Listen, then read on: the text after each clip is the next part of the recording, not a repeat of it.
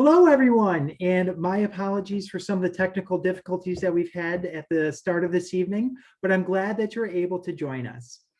Welcome to tonight's event, which is part of the Emory Explores series. My name is Chloe Corcoran, and I am Emory's Senior Associate Director of Constituent Engagement for the West Coast, and I'll be your panel moderator. This evening, in commemoration of Women's History Month, we will be exploring the evolution of gender in entertainment. We are very fortunate to have what I would call an entire panel of headliners. Dr. Tamika Cage Conley, Tracy Aftergood, Scott Turner Schofield, and Elizabeth Weitzman are leaders in their fields who have made and will continue to make extraordinary impacts. I strongly encourage you to read their bios on the registration page if you haven't already. I recently left our planning meeting with this group feeling fulfilled, inspired, and motivated to work. I hope you leave this evening with the same exact feelings. If you do have questions for us, please use the Q&A function on the bottom of the screen. And because we have so much to cover and so many great people to hear from, I'm going to jump right in. So some of the themes that ran through our earlier conversation were the needs for self-advocacy and using your experience to help others. I can't help but wonder how someone starting in the industry can effectively advocate for themselves when there may be a large power imbalance. And does using your experience to help others expend any of your industry capital? And Tracy, I'm going to start with you on this question. Well, first off, thank you for having me. It's a pleasure to be with everyone and connect with the Emory community. I would say when I was coming up, I can recall several instances where I was told not to speak in meetings or not to speak too much in meetings because I would be overshadowing my male boss. I was actually told that once, and I thought to myself, well, if he has nothing to say, I don't understand. I'm trying to lead this meeting, and so I remember those experiences very vividly and feeling kind of marginalized and not understanding why someone hired me to lead, but then kind of handicapped me. So now when I'm producing, when I'm choosing content, when I'm building teams, it's very important to me that the team I'm building has actual diversity in points of view, in background, in gender. The last film I produced, 80% of our team was all women, which was incredible, on the Paris Hilton documentary. And also, I really love mentoring young women. So I've recently connected with career services through Chloe at Emory, and anytime I meet a young filmmaker or someone who wants to get into entertainment, my thing is like, how can I help you? What can I do? How can I open up my Rolodex, to use an antiquated expression, and connect you with people and call on your behalf or email on your behalf and say, this person is amazing, is valuable, and they need a little help. So it's a privilege. It's a privilege to help the next generation and also be very aware of the teams I'm building and the content I'm choosing. And privilege is definitely something we will be diving into throughout this conversation. But before I move on to the next question, I wanted to see if there was anybody else who wanted to respond about the idea of self-advocacy and expending industry capital. Sure. I'd love to sort of just mention that Tracy's perspective and generosity is very much in keeping with the tradition and the history of women in film and television, because there is this extraordinary history of women mentoring and partnering with other women. And it started all the way at the very beginning with Lois Weber and Frances Marion in the silent era. And we see it now today with so many women, but in particular, I think, with Ava DuVernay, who models gatekeeping in this incredibly inclusive way, releasing films from underrepresented artists through her distribution company, which is titled Array, and also from hiring these incredibly talented and accomplished women to direct every single episode of her wonderful show, Queen of Sugar. So I think that she too is an incredible model for what we should look for in a gatekeeper. It's interesting too that gatekeeper often has a negative connotation to it, but here we're saying that you can also use gatekeeping for positive influence as well, which which is interesting and something for us to keep in mind about the importance of language and the connotations that we have towards it. So in our pre-planning meeting, Tracy once mentioned the need to create content with a conscience. And while we may see a conscientious product, how do you believe this extends to the production and behind the scenes work? And I'm going to start with Dr. Cage Conley on this one. Thank you so much, Chloe. Thank you for inviting me to take part of this fantastic panel. I'm so pleased to be with all of you tonight and so honored actually too. You know, I'm thinking very much about Regina King, who's had such a shining, illustrious career. I remember watching her as a kid on 227 and thinking, I want to like a boy named Calvin too. And just to kind of see the maturation of the power dynamic that she now holds in Hollywood. When she stood up and said that from the point that she had won, I believe it was the Oscar or the Golden Globe, I can't recall, but I remember she said that from that point on, 50% of her productions would include women. And so we're talking about a full crew, and that's power, and inviting these women to be their full selves, to invite them to the table fully and completely, in the fullness of their artistry, their intelligence, their experiences, their wisdom, their brilliance. And I think that's really where we need to be, is that we don't want just bodies. If it's just bodies and we're just looking for percentages and we're just looking to check off boxes, that's not inclusion. Inclusion is, let me come here. I welcome you within this space where I am operating in the fullness of my power, my brilliance, my talent, and I'm inviting you to do the same, and compensating you in the manner that you deserve, and not telling you that just because I've invited you, you should be pleased with whatever it is I'm offering you. And I think that's really, when we start to see that across the board, that's when I think we can feel some relief that equality is really happening in a way that's meaningful in every possible way, and not just looking to the few people who are women and who are Black women too, often doing that work and heralding them. But let's look at the whole industry and say, how can we do this exclusively? Something I was talking about recently with a colleague was around the need to bring everybody to the table. But what we talked about staying away from was an assimilationist model, where we ask people to the table and then ask them to do things that we're already doing, and not allow them the fullness of their voice, as you're discussing, and not allowing them to share the breadth of their experience, which is going to be beneficial to everyone who can hear it. So I definitely hear what you're saying there and appreciate your words.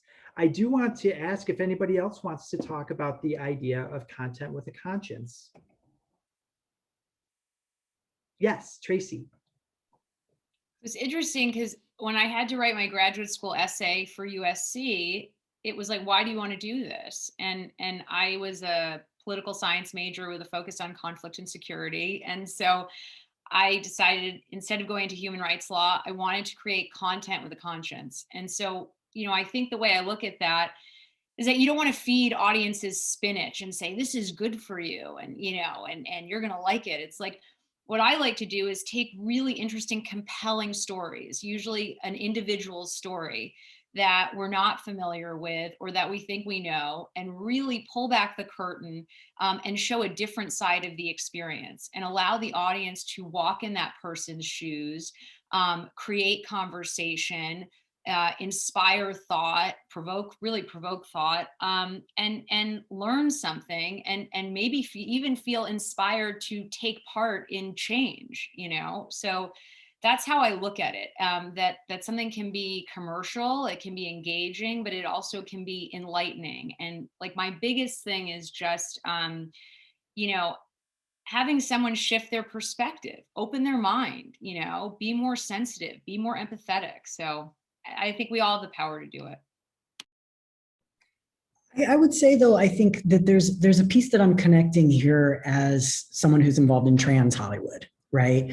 Where I love what you said, Dr. Cage Conley, about how it's got to be this sort of holistic, bring your whole self and do what you do, right? Not what we want you to do. And I appreciate that, Chloe, about the idea of like assimilating and sort of, okay, we'll check the boxes, but we're still going to do the same thing that we've been doing. One of the things that I'm really wrestling with right now is the representation of trans stories. We're still caught in the cisgender gaze. So our stories can only be what the cisgender people in power want them to be. And what we've seen is, if we think about starting with Transparent 2013, 2014, Transparent was ostensibly a story about a transgender woman, but it was really the story about her cisgender family dealing with her, right? Because that's where American culture was. American culture was like, okay, trans people exist, we accept this, but we have to deal with how we feel about that. And now we're in a victim narrative where, in order to, from a representational standpoint, to get our humanity respected, we have to go through all sorts of trauma so that cis people feel sorry for us and want to vote for things like the Equality Act, et cetera, right? And we're seeing this.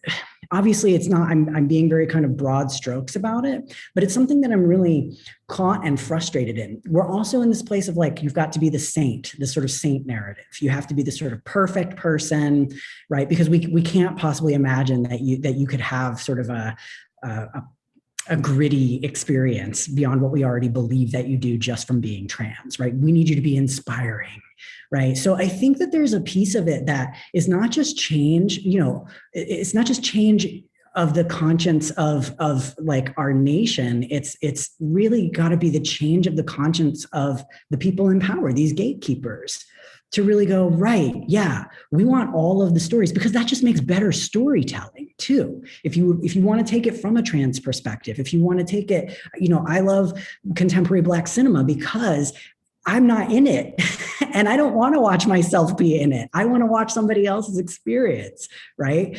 So I want to see that. That's what grows it for me, right? So I think there's just this other piece that I think we're getting to, because the more we include folks, right, the more holistically we get there, but we're not there yet from my perspective.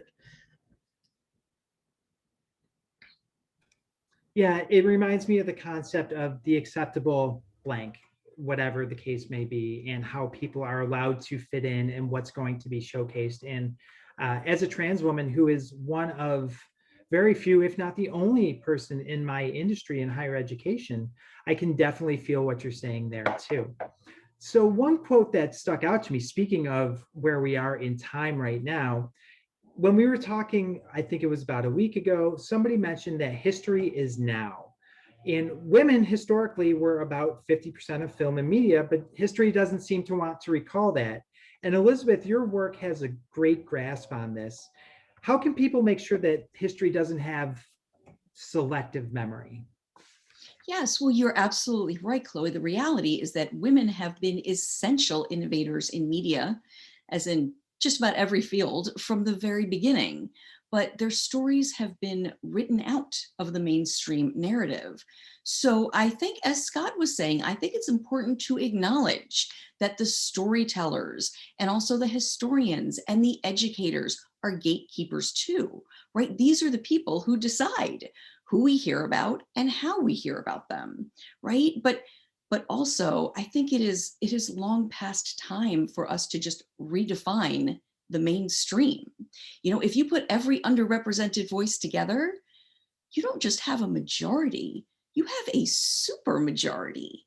So our history books and our canons and our streaming options and our award ceremonies all need to reflect that. And we're not there yet, but I think we're hopefully on our way. It's a concept of the writers who are writing about the writers and the writers who are writing about the storytellers, and how does that fit in? And Scott, I know that you've made history in some of your work, and I'm wondering what your take on this is as well. Well, first of all, when I was first invited to do this, I looked up everybody on the panel and I went out and bought Renegade Women in Film and Television, which is Elizabeth's book. And it's just like, I'm like, oh, this is so great. Yes, right. Thank you. Absolutely. Like, and thank you for doing that work, because this is what we need. You know, in my community, we have the hashtag won't be erased. Trans people have existed across all time and every culture. This is not a new thing or a Western thing, right? We are a part of the fabric of humanity, but we've been erased. There's a reason why this seems new to people. And it's been a very specific and intentional erasure. So for me, that's the fuel, right? Like that's where we've got to really, you know, we have to be visible. We have to find the places and find the people who will help us get to a place where our representation can be authentic and, you know, can be as strong and genius as it can be, right? We got to make up for lost time. Absolutely. And even we need to make sure that the history that we're writing right now endures. And I think about the fires that took out basically all of the intentionally set fires that took out basically all of the history of LGBTQ plus people in Germany. But history is now, and we're making it as we go. And I'm curious, Dr. Cage Conley, do you have any thoughts on this as well? You know, I really want to speak to something Elizabeth said about the hope that we're changing.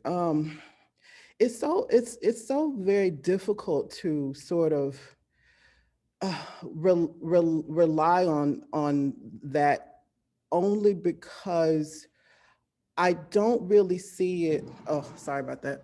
This is so awful. Sorry. There are motion lights and they're clearly gone out. This is just a peek into how things are made, and this is just a peek into how things go. So there's sort of I guess a way that I'm thinking about how can we ensure that people who are typically ignored and whose work is not, because we saw, you know, Oscar So White, how many years ago was that? And now we just saw the same essentially with the Golden Globes, where we had, you know, groundbreaking work being done with I May Destroy You, for example, and that being completely ignored, that it wasn't just about a Black woman's voice, it was about consent on so many levels across identities. And this is institutionalized. And I trust Elizabeth's voice and her work and her, not just her intuition, but her intelligence. What I'm more reluctant to trust is institutions surrendering any power at all, because that power is locked into white supremacy. And I think that the question I have is, how do we get to a point where we're not, because the rhetoric is easy, the rhetoric is a lot more accessible, right, than actual change, where we start to see people receive the accolades that they deserve, receive the sort of, because it's not just about the awards, it's about opportunity and saying, you did your work beautifully and well, and you deserve to be acknowledged for that. So I guess I'm just interested in how to, you know, dismantle the white supremacist power structures that create lockout against Black voices and Black rise, and acknowledging that that work doesn't just deserve to be produced, but that it deserves to be lauded as being amongst the highest echelon of creativity. I actually have a personal experience with this. This year, or in 2020, I guess, I became the first trans man to be nominated for any acting Emmy. And it's hard because it's like I'm talking about myself and I don't want to, so all humility, right? At the same time, we get to the awards, right? And my peers in the category were like, this is your time. You're like, literally my peers were saying this. And I didn't win it. And the person who won it was like, I thought Scott Turner Schofield was going to win it. Like, she literally said that in her speech. And I was sitting there going, I knew I wasn't going to win it, because the Academy is a voting block.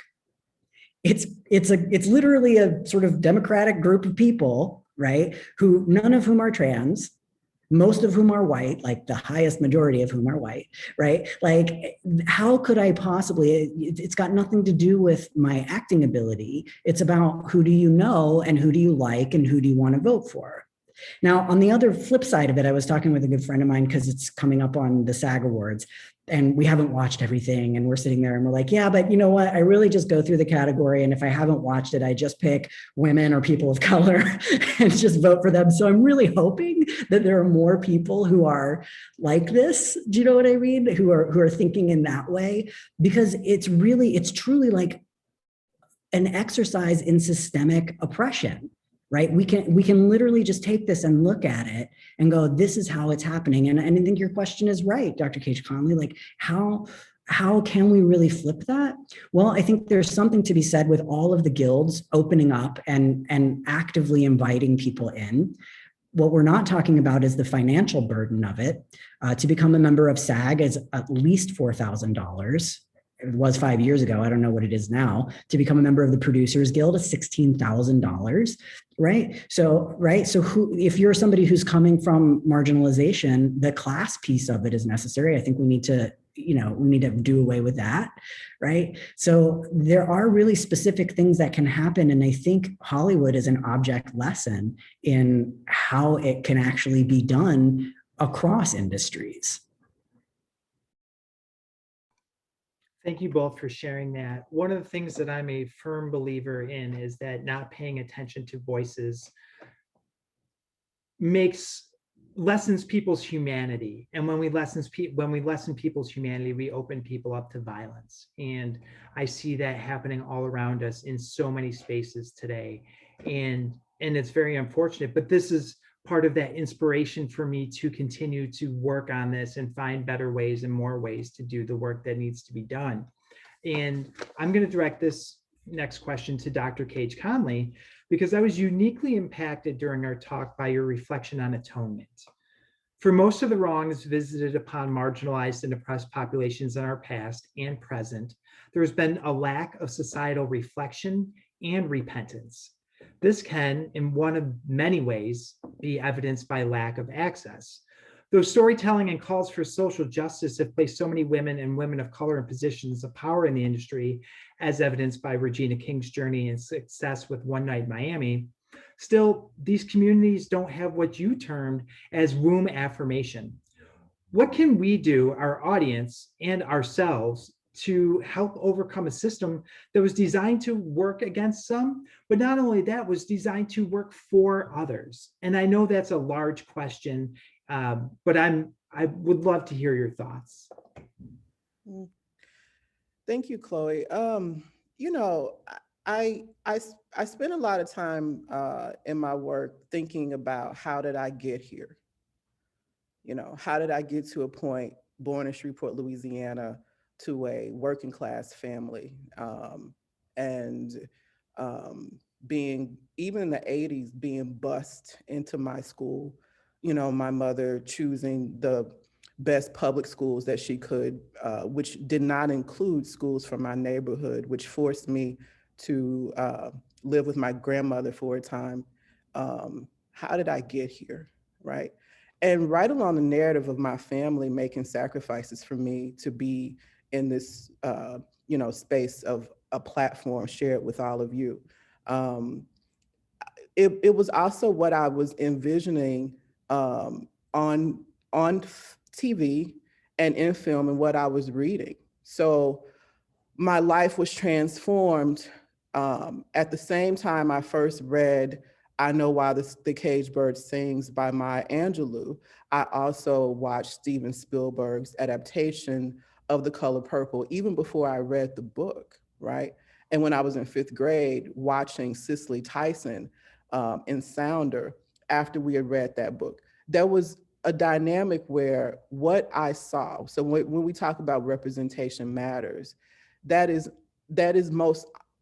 absolutely true, because exposure to that language is what really made me realize that I could be an artist who could tell stories across mediums. I'm very curious about how we reach back you know, looking over my life, when I think about Sankofa, right, you have to know where you've been in order to know where you're going. And so I think about really holding space, holding an ancestral space, holding space for those writers, artists, actors who have come before me and created a space for me to enter, right? So when Anna Julia Cooper said, when and where I enter, right, there, the entire Negro race enters with me. So I'm always thinking about myself as being not just a representation of a community, but a community within myself, that I embody community. And I think, you know, that is, I really, when Elizabeth said, how did you say it, Elizabeth? I think you said a super majority. I think that's the term you use. That is so incredibly powerful. And I think that if we thought about our power in that way, we would not be thinking about how can we, you know, put on a certain type of power and perform power, but really realize that we already walk in it. We already have it. And once we do, then we will stop compromising. And I think that's just where I am. That's my grown woman stance in my life, in every aspect of my life, is not compromising on self or art. I'm hoping that that answers your question, Chloe. It does. Thank you very much. And I'm not going to ask anybody else to expand on that because I think it stands as it is.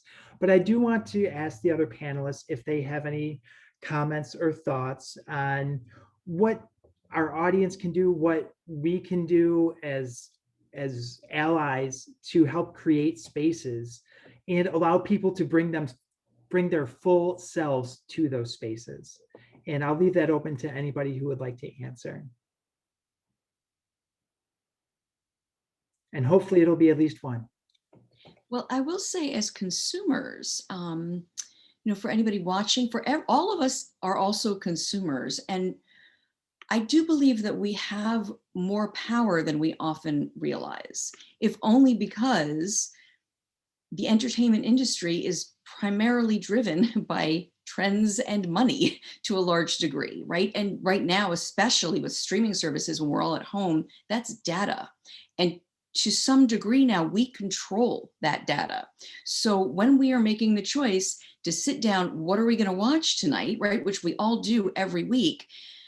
Think about the fact that right now, you know, some of this season's biggest and best movies, you know, include films made by women, like One Night in Miami. Everybody should be watching that this weekend, like Dr. Cage Conley mentioned, but also First Cow and Cuties and Promising Young Woman and Miss Juneteenth was one of my favorite movies of this year. And the 40-year-old version, Nomadland by Chloe Zhao, hopefully will win Best Picture this year.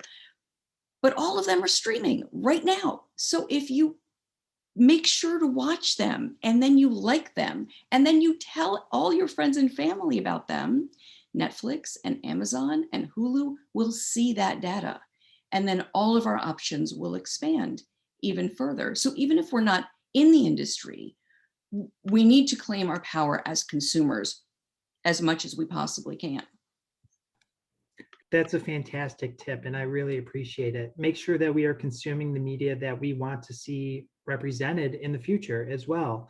And Tracy, I did see your hand go up as well, I thought. Would you like to share? Yeah, I was just going to say that, you know, after years of being on the scripted side, I wanted to take stories that I felt needed a platform. And that's why I decided to go full throttle with documentaries. And so for me, I see a responsibility to find stories that need to have, you know, a spotlight on them. And again, create awareness, create empathy, create a platform for discussion, and really responsibly align myself with people who are experts, right? And really be conscious about the team I'm building, because if I'm not an expert, you know, that I always see myself as a shepherd, as a producer. So my job is to build the most robust, educated, passionate team, and then create something that hopefully will have a ripple effect. So that's what I hope to do. But it was funny because when Dr. Cage Conley was speaking about I May Destroy You, I remember watching Chewing Gum, her first series. And it's like, I kept saying, like, this was like 3-4 years ago when it was finally on Netflix. I was like, why? Like, she is so brilliant, right? And I remember watching Lovecraft Country this past year, and those performances, I mean, I was like weeping, and I was like, how is everyone not talking about the significance of combining these genres and revisiting history in such a poignant, engaging way? So I think too, another interesting thing that I think we should think about moving forward is in the nonfiction, I mean, in the fiction space, how do we kind of bring genres together to tell stories in an even more creative way that elevates them and brings audiences to important issues that might be sitting back. So always something I'm thinking about. That's great. Thank you so much. And I do want to give the audience an opportunity to ask questions as well. And so please feel free to use the Q&A function. And I do have one more question for the group. And this is a little bit more personal. So please feel free to decline or skip if you would like. But I'm wondering what representation, a lack of representation, or to Scott's point, representation for different audiences than what is being made, if that makes sense, has meant to you in your career and things along those lines. And that's open to anyone. And if you need some clarification, I can work on that too. I mean, I can speak from a deeply personal perspective without reservation. I literally didn't have a single representation of someone like me until after I came out, right? Chaz Bono comes out in 2009, and I've been out since 2000, right? So I like talk about somebody else said walking into sort of invisible walls, right? Like I literally had no way of conceptualizing myself. And this led me to some of the darkest, most painful places, because you feel like there's something wrong with you. And I think most people, particularly cis people, like most people can't understand what that is, right? Because you just sort of don't have any reason to. But I think if we go within on our own marginalized journeys, right, which I think a lot of us have, right, there you can kind of see like, oh yeah, wow, what if I had been given an opportunity to see somebody like me? How could that have impacted who I know I am today? Now, on the other side of it, it's what led me to want to be a visible person in the first place, right? It's what fuels me. Again, it's that taking it and using it as fuel that I can see as the positive side of it. But when you know that you are literally engaging in something that can be a life-saving or a family-saving representation for somebody, right? That just shows you what power we have in this work. Yeah, and that also speaks a little bit to the difficulty. I mean, with that power is also maybe a feeling that you are being asked to represent an entire community when you are one person. And I think that happens for all marginalized and oppressed communities as well. Does anybody else want to speak to their feelings or an experience with representation or lack of representation? And after that, I'm going to get to a question in the chat. Or I'm going to go right to the question in the chat. So this question is for Tracy. As a documentary filmmaker, it seems like you may have more room to approach your art as activism. Do you consciously bring an activist charge to your work? I would say absolutely. I think there's so many different ways in which you can interpret the word activism. But I'm working on a current project now about an elite Olympic athlete, female athlete, who had a traumatic brain injury, has definitely suffered from the inequity between men and women in elite sports. And so when I took on the project, I said, we need to highlight these themes. Like, we need to show this young woman that this is going to be her platform, because when we first started doing the project, she didn't even know. She was like, "Oh, I can talk about these things." She's like, because and she didn't even have the mindset that the power of her own voice to talk about various things, which we're going to highlight. So yeah, I definitely see it in every project that I do, even with my cultural documentaries. Still the idea of highlighting a subject and being incredibly thoughtful in that treatment, and bringing something relevant to audiences. Again, I think different levels of activism, but it's always in the back of my mind with every project I take. Yeah. Thank you. Sorry, I was checking to see if there was another question. So one of the questions that we received via email, thank you very much to whoever sent this in. How do you keep these representation issues in the spotlight and avoid trends and numbness and people feeling like, well, we talk about it and we talk about it. I have my own personal feelings, but I'm not a panelist. So I am curious to hear what anybody else might have to say. And to repeat the question, how do you keep the representation issues in the spotlight and avoid it being seen as a trend and people becoming numb to it? I would love to speak to this. I'm going to connect it to what's happening right now with Derek Chauvin being on trial for the murder of George Floyd. When you spoke, Chloe, about when we dehumanize people, we invite violence. As long as we have in our culture the normalization of police brutality, right? Even as a phrase, we've so normalized it that we don't stop to think that those should be the last two words that we put together. And we are not definitely, oh my God, I'm so sorry. This is Not a problem. As everybody's seeing, panelists have lives too.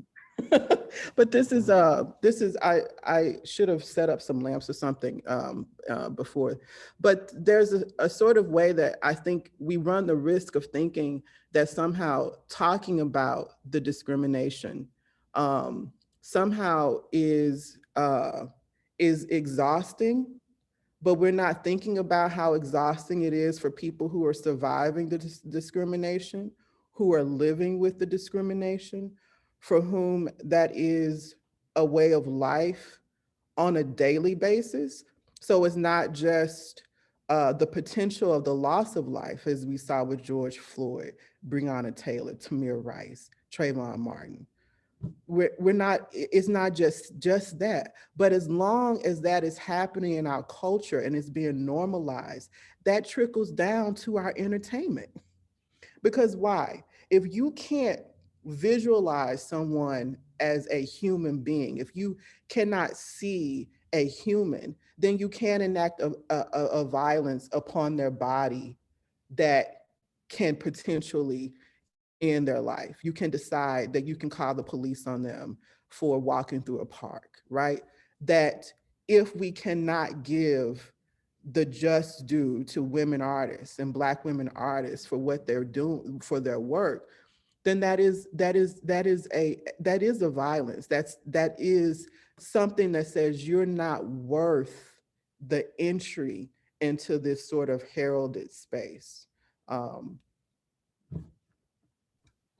Yeah, and the idea of worth, I mean,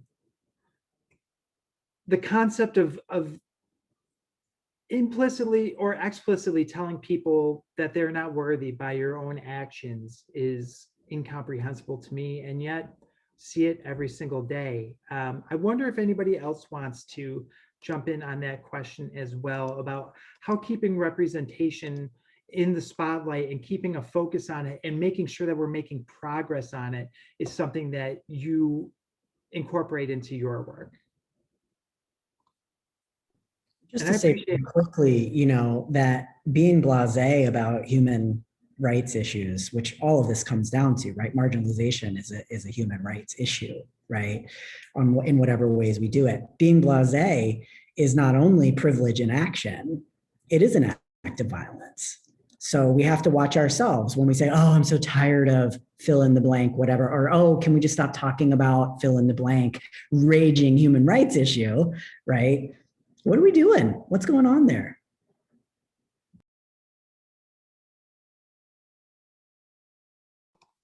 that pesky mute button. Tracy, did you? I was just gonna say, it's like we're like I just when people say like I'm tired of it, I get so angry because it's a clear reflection of a lack of empathy and understanding for someone else's experience that they will never know. So but it's interesting because I think when we had our planning discussion, Dr. Cage Conley said, you know what? America has never had a reconciliation process or healing process, comparing the process and experience in South Africa. And I just think I think it has to be more woven into the educational system. Like it has to start so much earlier on for us to start seeing some waves of change. And I do think the trickle down of gatekeepers and filmmakers and creators in entertainment leading the way is definitely helpful, but it has to start from the beginning. It has to start from I mean, it's a whole thing, but universal early childhood education, like it's a whole thing that we have to reshape the narrative from the very beginning, so that future creators have a different vantage point. Because no, the story should never get old. We need to keep telling stories if people are still displaying such egregious abuses of human rights. So It makes me think though, kids don't go to school till they're how old, but when do they start looking at screens? I work with someone I work with a major director creator who's like, oh, come on, that's the work, trans rights, right? Is the work of education and laws. And I'm like, I don't think you're paying attention to how powerful media is, right? To have to sort of remind people of that. And it's not that I disagree with you at all, Tracy. It's just that I really actually think that we're not giving media its due for how powerful it is and what powerful change can come.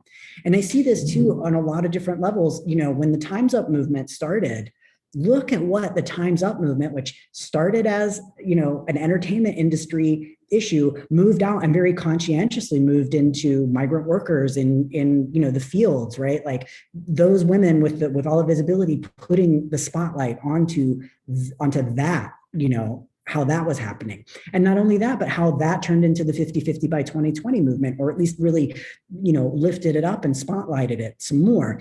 I'm a beneficiary of the 50-50 by 2020 movement because Joey Soloway came to me from there and said, hey, will you start a transmasculine and entertainment cohort? So now we've got this whole group of people like me who are lifting each other up and who are doing that work, right? A gatekeeper opening the door, bringing us through, right? So we see very clearly like how this can work. And just kind of what I said too about how we need to fix the institutional work, the sort of democratic process of the award ceremonies, if you will, right? If we can do that for the entertainment industry, what can we do in our culture? What can we do in America for our democracy, right? I think there's nothing more important or powerful. And I know I'm biased in that respect, but I also think it's a manageable, culture that we can actually make change in that will have broadening and far-reaching ripples. Thank you all. Excuse me. Thank you all very much.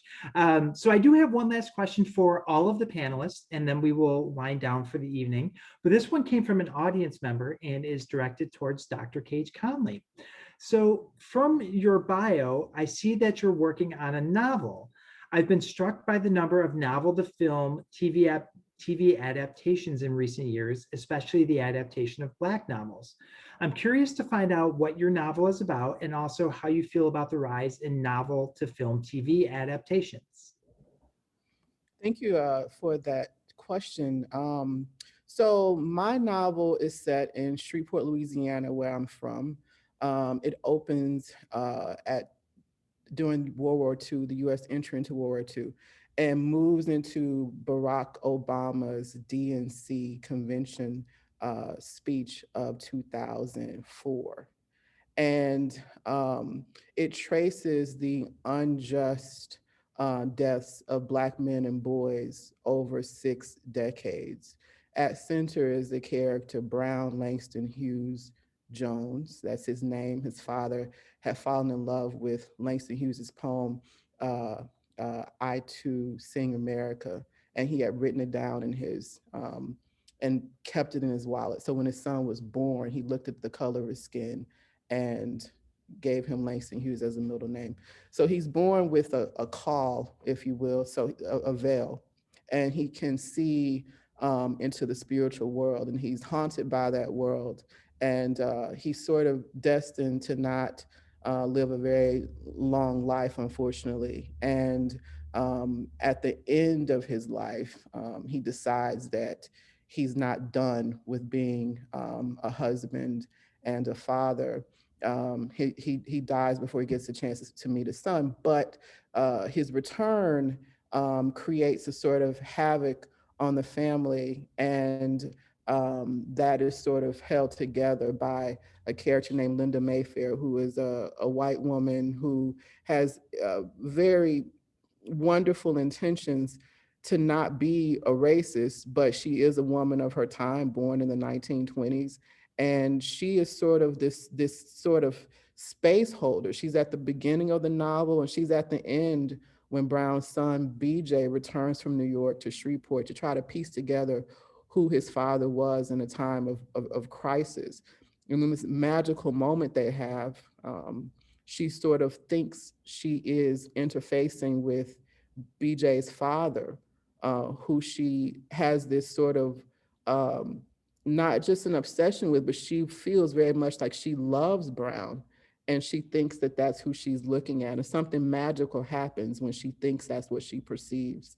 And what I'm trying to do with the book is really not just reinforce humanity and dignity across Black life and our history in America and how we survive, but also really interrogate the intimacies required for racism to be. There's something very phenomenal when I think about Black women serving as wet nurses for white children during slavery, for example, but not being able to eat a sandwich at the same lunch counter during Jim Crow. I mean, when you think about it, it's absolutely maddening, and it makes no logical sense. So you mean to tell me that, you know, my body can be used to feed your child, that I can cook for you, and you don't even know what I'm putting in there. I'm in the kitchen by myself, but I can't sit down next to you and have a meal? There's a certain intimacy right alongside the wickedness. And what I'm seeking to do in the novel is to explore those intimacies and really push between intimacy and wickedness to find the human chord. How I feel about all of the adaptations of novels. I mean, talk about a dream, right? I mean, I've I've been aware of that since The Color Purple. It was the thing that let me know that it was possible to write a book where even if people did not read that book, you could still tell that story through a different medium. And it is true when Elizabeth talks about what we watch. More people are likely to watch a movie than read a book, even though we are seeing more and more people read, especially during this pandemic. You know, the ability to tell a story through various mediums. I think any artist would want to do that, whether that is through film, TV, podcasts. And so it's very encouraging that, again, as we've been talking about all evening, that a seat at the proverbial table is being created so that Black authors can also enter to a space where the work that they put in on the page can be on a screen, and to have a part in that, as so many Black authors are doing, and being a screenwriter for their own work. I think it speaks to the work that activists are doing in the industry to knock down walls, to make more room for those stories being told. And it's delightful, it's encouraging, and it's also the stuff of vision. So thank you for that question to our audience member. Thank you. And thank you for sharing that. I'm already excited about the book and I can't wait to read it. I do want to ask as final question to the rest of our panelists, is there something you have coming up that you're excited about or something you've recently completed that you're excited about that we can all look forward to? And I will start just going in order on my screen with Elizabeth. Oh, thank you so much. I am actually working on volume 2 because there are so many incredible women in the history of film and TV that one volume would not even come close. 10 volumes would not even come close. But I'll move on to number 2 and then we'll see how we go. So Fantastic. Well, we'll look forward to that as well. thank And you. Tracy?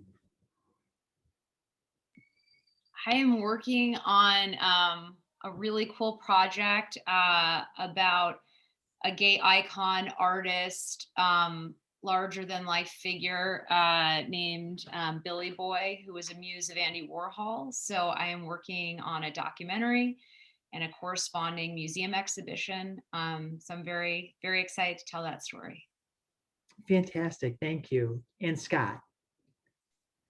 Well, currently at work on season 2 of Euphoria with HBO, which really exciting. I can't wait for everyone to see that.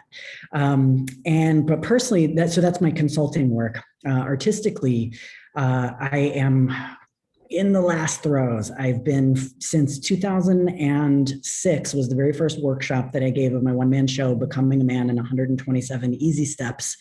I gave it at Emory, and Emory has always been a really supportive place for me and my work.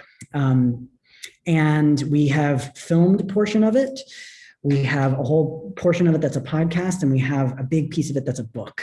And so right now we are in color for the film and in edits with the book, and we're finding a platform for the podcast to make kind of we can't call it choose your own adventure because that's cruelly copyrighted, but a pick your own path narrative experience through a big kind of epic journey of becoming a man, whatever that means. These all sound fantastic and extremely exciting. And I truly believe we could talk for another hour and still not cover everything that needs to be said. I want to thank Dr. Tamika Cage Conley, Tracy Aftergood, Elizabeth Weitzman, and Scott Turner Schofield for their time, insights, and their energy this evening, because this isn't always an easy conversation.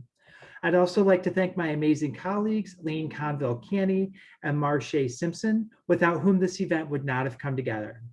We're also very appreciative of the audience this evening and hope you come away having learned something new. If you would like to continue and participate in discussions such as these, we invite you to join us in Emory Civic Dinners. Through this partnership, you can lead or join a conversation on a courageous topic. This month will feature other topics on gender equity and our Guts and Grace series. So for more information, please check out the Emory Collective at emorycollective.com. Thank you all again so much, and I hope you have a wonderful evening. Thanks again. Thank you so much.